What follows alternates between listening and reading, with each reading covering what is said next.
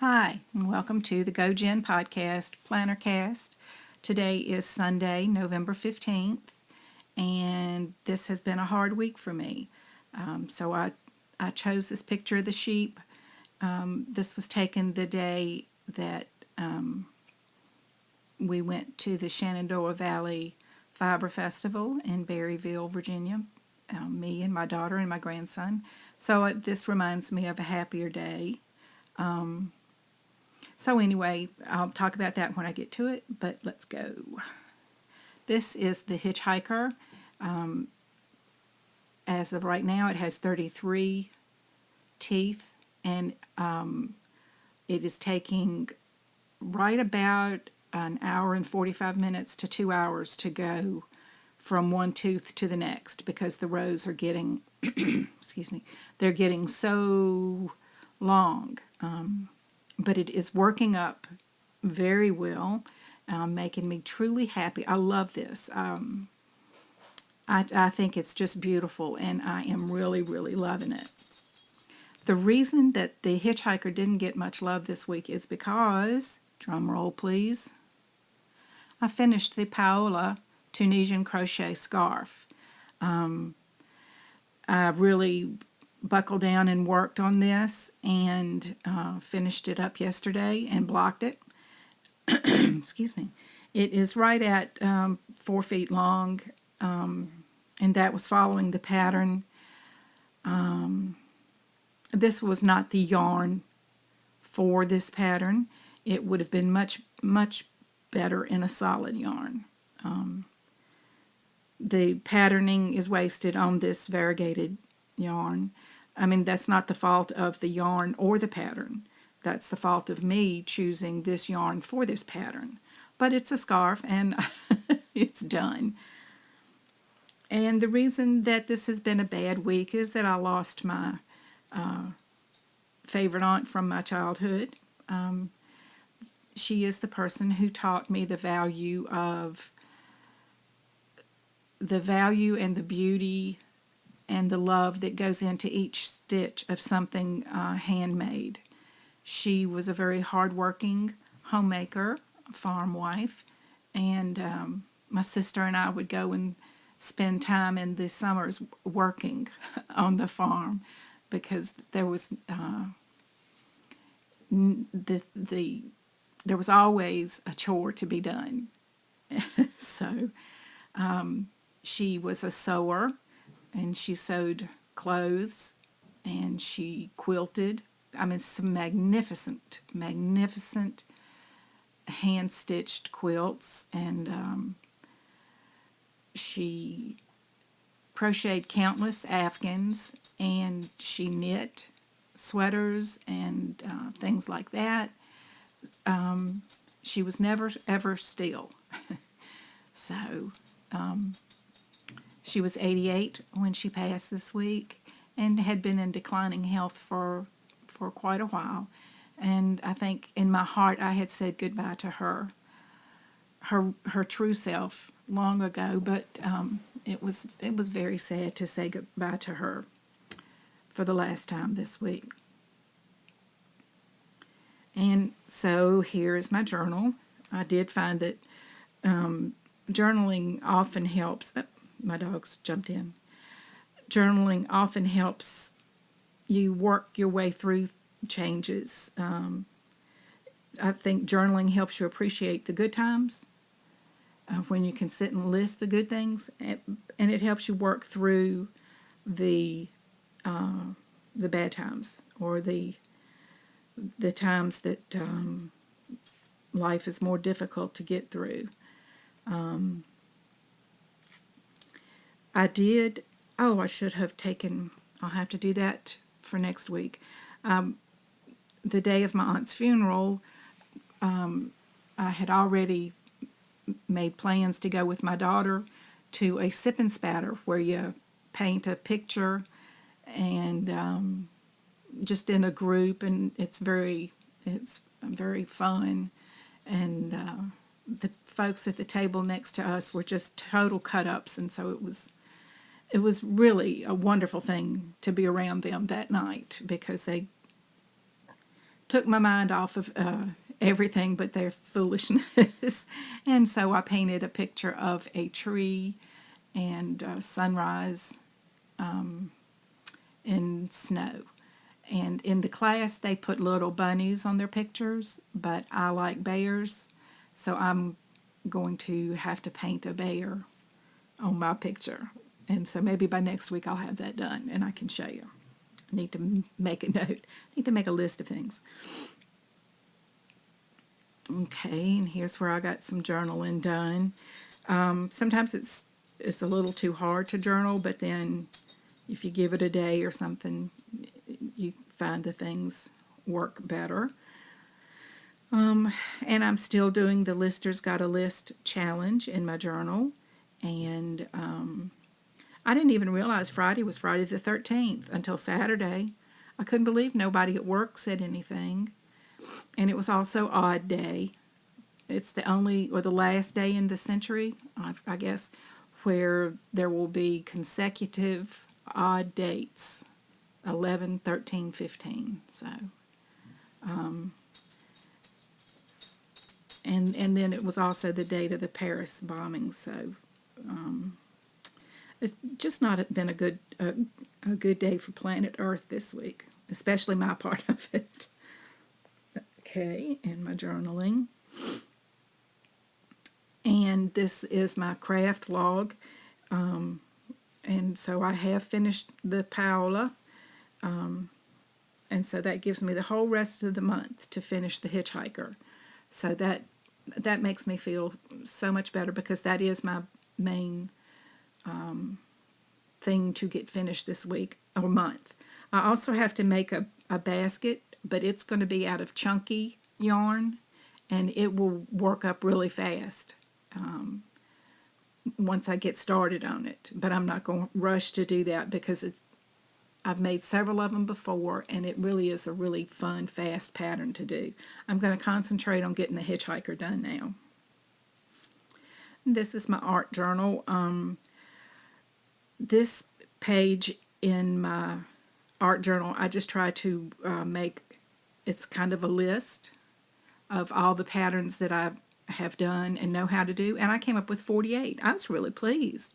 I haven't been doing the Zentangle patterning very long, and I have 48 patterns that, you know, I'm not perfect at them, but it really made me feel good. I was proud of that. And then there are weekly challenges on the internet, and one is Joey's weekly Tangle challenge, and it was to do a monotangle of the pattern W2. And monotangle means that you just use that one tangle and make an entire square of it. I was really pleased with that. And I am the Diva challenge was to leave most of the space unworked, and so I use my favorite tangle, I suppose, is the Quandary, which is in the center there of the square on the right. That would make like a pretty kitchen backsplash or something in blue or something. So anyway, I was really pleased with that too. And then I just did some random tangling there on the left. That's just the kind of thing where you start off with a shape and then you just fill it in and you don't have to think about anything at all. And so that I find that really is helpful with absorbing change. On the right is a new pattern to me. It's CYME. I don't know if that's see me. I don't know if it's a hard C, so Kime. I don't have a clue. So it's anything we want it to be. And in the Tangle Trove box, this pattern on the left called Crest was included, so I'm going to try to use that. And into my planning calendar, this is my month of November. I'm looking at a nice, peaceful, quiet week coming up. And then I'm on vacation the week after that, so that's a good thing. This is the current week. We had days of rain, and then I had days of being sad, so it just wasn't a good week for me. But I was happy to get the Paola finished. This is next week. When I leave work next Friday, I will be off until not the following Monday, but the Monday after that. So I'm looking forward to that. I have the whole week of Thanksgiving off work. And somewhere during there, we're going to go to the beach probably for a couple days. My husband and I will be celebrating our 4th anniversary. And so I'm just really looking forward to a lot of nothing and time to knit on that hitchhiker. I did work on my Christmas list this week, ordering things and finalizing, when it gets down this close and you kind of go, I just don't have any ideas for this person. And so on the right, that was my first list, and I had just kind of written down everybody's name and tried to think of something, even through the year. And then on the right, I'm getting things checked off and getting really, I'm getting it done. I'm 90% done, so that makes me really happy. Oh, for my reading, I finished 2 books this week. The first was Mr. Penumbra's 24-Hour Bookstore. I listened to that on Audible, and I truly enjoyed it. It was written by Robin Sloan. I can definitely recommend it. It's a kind of a quest story in very modern times. How, if you think back to the to all the quest stories, which I really love them a lot. What would you do if they had Google back then? So, and Google is used in this quest. So, and it's a very realistic thing. It's not, I wouldn't say it's fantasy at all. It's just, I really, really enjoyed it. I don't think there was any cursing, and the only brief hint of sex was like it used to be when I was a kid, where they were kissing, and then the next sentence says later. So yay. I definitely would recommend this to preteens, especially like to my grandson, he's a little computer geeky kind of, and I think he would really enjoy that.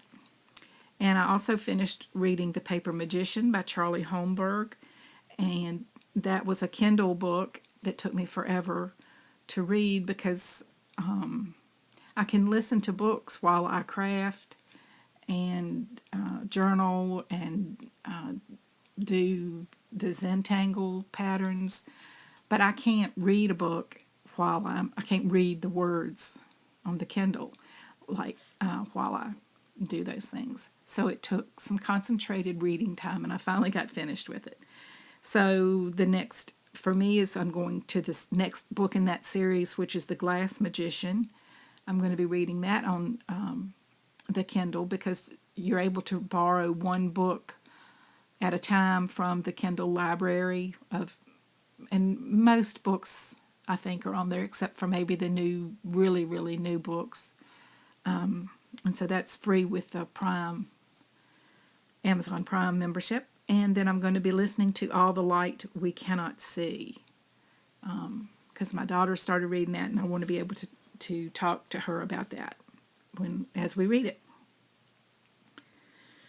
And of course, this was the week of the Paris bombings, and a lot of other tragic things happened that day. I think there was a bombing or something at a funeral in the Middle East, and many people were killed. And all the violence and the loss of life, I think it really does something to everyone, not just those affected by the actual attacks, because I don't know anyone that was in Paris at the time, but they're people just like me. So my heart goes out to them, and to anybody suffering today, whether it's from that or maybe you've lost somebody close to you or you're dealing with something rough. I just hope you'll find some comfort this week. And I'm just going to hope